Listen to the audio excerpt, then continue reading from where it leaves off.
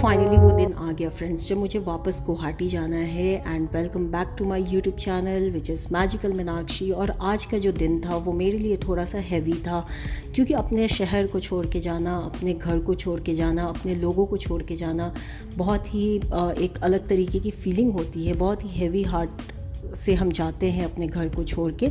But anyways life goes on. हम सबको जाना होता है अपने घर को छोड़ के, कभी ना कभी, कहीं ना कहीं, और जाना भी चाहिए, क्योंकि हम सब अगर बाहर नहीं निकलेंगे, दुनिया नहीं देखेंगे, तो फिर हमें पता कैसे चलेगी कि दुनिया कितनी खूबसूरत है।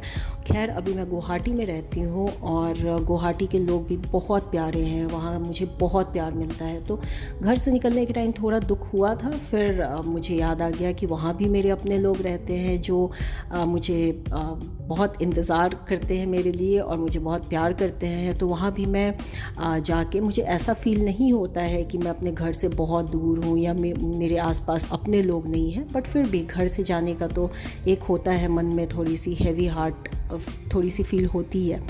तो बस अब मैं जा रही थी पटना, जहाँ एयरपोर्ट जाके मुझे फ़्लाइट लेनी है कलकत्ता। मैं पहले जाऊंगी, उसके बाद वहाँ से फिर मैं 2 घंटे का लेओवर था मेरा वहाँ पे, उसके बाद फिर मुझे गुवाहाटी जाना था। छपरा से पटना जब भी हम जाते हैं तो हमें ये गांव बीच में मिलते हैं बहुत सारे, और अभी तो गेहूं की फसल भी कट रही थी, तो बहुत ही खूबसूरत नज़ारा था। और बस ऐसे ही मौसम भी बहुत सुहाना था, बहुत अच्छा लग रहा था। मैं, मम्मी, पापा जा रहे थे एक साथ, बट हम सब थोड़े से उदास तो थे बेशक, क्योंकि मैं जा रही थी सबको छोड़ के। और जितने दिन भी मैं थी यहाँ पे एक अलग ही माहौल रहता है। जब भी कोई बाहर से बच्चे आते हैं घर में तो वो अलग माहौल बन जाता है, और थोड़ा सा पेरेंट्स के लिए भी मोनोटोनस जो होती है उनकी रूटीन, उसमें थोड़े चेंजेस आते हैं। और जितने दिन मैं रहती हूँ घर पे, मैं कोशिश करती हूँ कि मैं थोड़ी सी मम्मी के लिए या दादी के लिए या अपने घर के लिए थोड़ी सी चेंजेस लाऊँ, थोड़ा उन लोगों को भी इंजॉय कराऊँ, क्योंकि उन लोग भी मोनोटोनस लाइफ जी के बोर हो जाते हैं। तो मैं सोचती हूँ थोड़ा घूमे फिरे, खाए पिए, थोड़ी इन्जॉयमेंट करें। तो बस अब जब तक मैं नेक्स्ट टाइम आऊँगी या फिर इन लोगों को मैं अपने यहाँ बुलाऊँगी गुवाहाटी माँ कामाख्या का दर्शन कराने के लिए, मैंने बोला है कि आप लोग ज़रूर आइए वहाँ पे और माँ कामाख्या का दर्शन कीजिए। तो बस मीनवाइल हम लोग बात करते करते पटना पहुंच गए, और यहाँ से आप देख सकते हैं कि काफ़ी खूबसूरत अब पटना बन चुका है, पहले से बहुत अच्छा रिनोवेशंस हुए हैं। और बस अब हम लोग जा रहे थे एयरपोर्ट की तरफ, और एयरपोर्ट पे पहुंच के बस तुरंत ही मेरी फ़्लाइट थी। हाफ़ एन आवर मैंने वेट किया होगा मैक्सिमम, उसके बाद मेरी फ़्लाइट थी 4:30 बजे की। और आप देख सकते हैं कि ऑलमोस्ट हम लोग पहुँच ही गए हैं पटना। बस ये जो रास्ता है, यहाँ पे सबके रेसिडेंसेस हैं, जो हमारे सीएम हैं या जो भी अलग अलग पार्टीज़ के ऑफिसेज़ हैं, वो सारे इसी लेन में हैं। और बस ये सबको क्रॉस करते करते हम लोग जल्दी कोशिश कर रहे थे कि टाइम से एयरपोर्ट पहुँच जाए। और आप देख सकते हैं कि ऑलमोस्ट एयरपोर्ट हम पहुँच चुके हैं।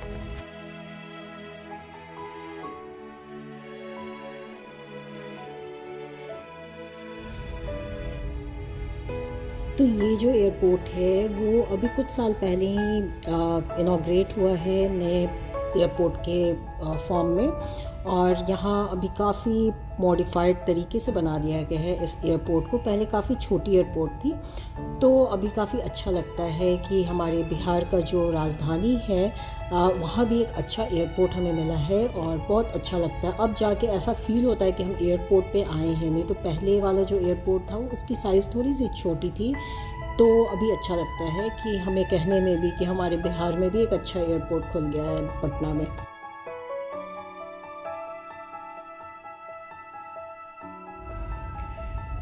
तो फ़्लाइट से ट्रैवल करने का ये एक डिसएडवांटेज लगता है मुझे कि फ़्लाइट तक आपके पेरेंट्स आपको ड्रॉप नहीं कर सकते हैं, उन्हें बाहर ही रुकना होता है, बाहर ही उतर के जाना होता है।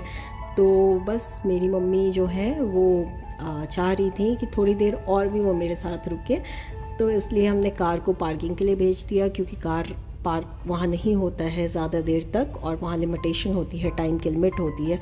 तो बस मैं अपना लगेज लेके और वहाँ एक कैफ़े था छोटा सा, तो वहाँ से मैंने मम्मी पापा के लिए 2 कप चाय लिया और मैंने बोला आप लोग यहाँ थोड़ी देर और बैठ जाइए, और मैं भी थोड़ी देर थी उनके साथ और उसके बाद फिर मैं अंदर चली गई क्योंकि मैं रिस्क नहीं लेना चाहती थी कोई भी, और टाइमली मैं अंदर जाके और फॉर्मेलिटीज़ करके और वेटिंग एरिया में बैठना चाहती थी, क्योंकि एक बार मेरे साथ ऑलरेडी ये इंसिडेंट हो चुका है कि मेरी फ़्लाइट मिस हो गई थी एयरपोर्ट पे आके। और आप देख सकते हैं कि ये मेरी मम्मी है, और आप देख सकते हैं कि ये काफ़ी इमोशनल मोमेंट होता है जब आप अपने पेरेंट्स को ऐसे छोड़ के और जाते हैं और वो अंदर तक नहीं आ सकते हैं। तो बस यही तक था इनके साथ मेरा जर्नी पटना तक का, और उसके बाद फिर वो लोग वापस घर चले गए थे और मैं कैरी फॉरवर्ड कर रही हूँ आगे।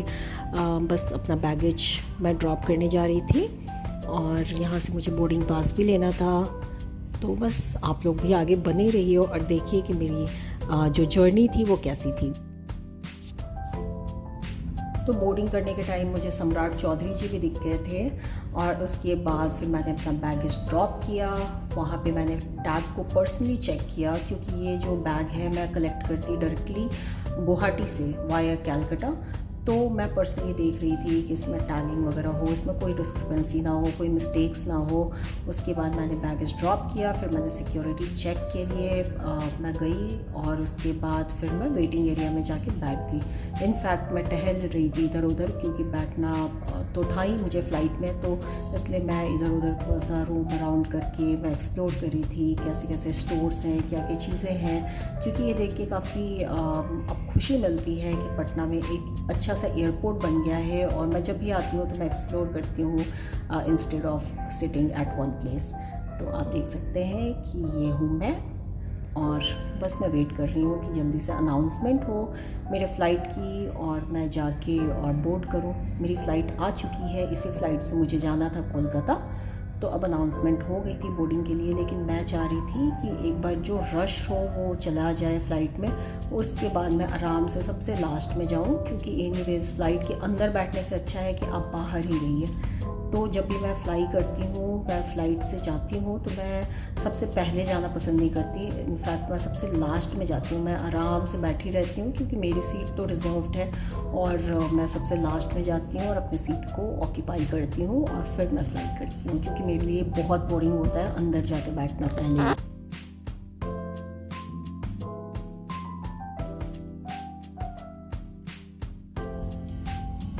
बोर्डिंग अनाउंसमेंट के बाद मैं प्रोसीड ही कर रही थी, तब तक फिर से अनाउंस हो गया कि 5-10 मिनट डिले है। तो इसलिए फिर से मैं रोम अराउंड करने लग गई आसपास, क्योंकि बैठना मुझे बहुत बोरिंग लगता है एक जगह पे कहीं पे। जब मैं ट्रैवल कर रही होती हूँ तो मैं एक्सप्लोर करना पसंद करती हूँ। तो आप देख सकते हैं कि आप लोगों के लिए ये सारे व्यूज़ मैंने कैप्चर किए हैं पटना एयरपोर्ट के। और बस अब फाइनल बोर्डिंग का टाइम हो चुका था, तो सब लोग लंबे लंबे क्यू में लगे थे और मैं बस एक जगह बैठी थी, और सबसे लास्ट में मैं गई जब सब लोग सेटल डाउन हो चुके थे, बस कम लोग ही बचे थे। उसके बाद मैं फ़्लाइट में बैठी और फिर टेक ऑफ किया मैंने कोलकाता के लिए।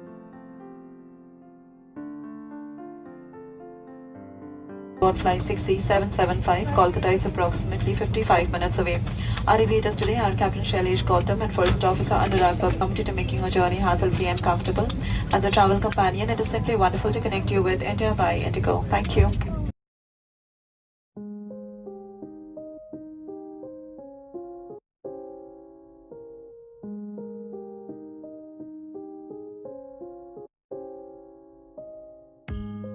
कोलकाता में हम बस 55 मिनट या फिर उससे कम समय में ही लैंड हो गए थे, और उसके बाद मुझे यहाँ से ही दूसरी फ़्लाइट लेनी थी जो कि थी गुवाहाटी के लिए। उसकी तरफ मैं जा रही थी, गेट नंबर 105 तक मुझे जाना था, जो कि अलग फ्लोर पे था और बिल्कुल एक्सट्रीम एंड पे मुझे जाना था। तो बस मैं दूसरे फ्लोर पे, क्योंकि यहाँ पे मैं ऑलरेडी 2-3 बार आ चुकी हूँ, तो मैं काफ़ी फ़ैमिलियर हो गई हूँ यहाँ के एयरपोर्ट से।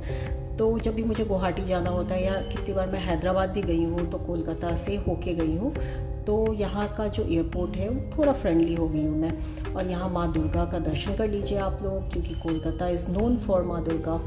और यहाँ पे सिक्योरिटी चेक वगैरह मैंने किया, और फिर यहाँ से मैं अपने फ़्लाइट का अपडेट लेते हुए फिर मैं आगे बढ़ ही रही थी, तब तक मुझे चाय की दुकान दिख गई, यानी कि एक एयरपोर्ट का टी जंक्शन।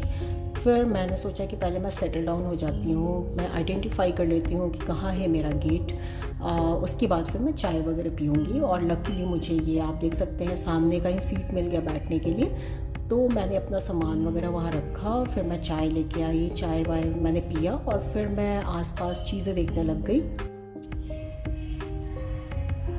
तो सेटल डाउन होने के बाद मैंने थोड़ा सा यहाँ पे आसपास एक्सप्लोर करना शुरू किया, और एक्सप्लोर करते करते मुझे ये एक बंगाली स्वीट का शॉप दिख गया, जहाँ पे बंगाली संदेश जो वो लोगों का होता है ऑथेंटिक, रसगुल्ला होता है, ये सारी चीज़ें, बहुत सारे ऑप्शंस थे यहाँ पे। बट मैं डायलेमा में थी कि मैं लूँ या ना लूँ, क्योंकि ऑलरेडी घर से मुझे बहुत सारी मिठाइयाँ मिली थी ले जाने के लिए, तो इसलिए मैंने अवॉइड किया यहाँ से कुछ भी लेना।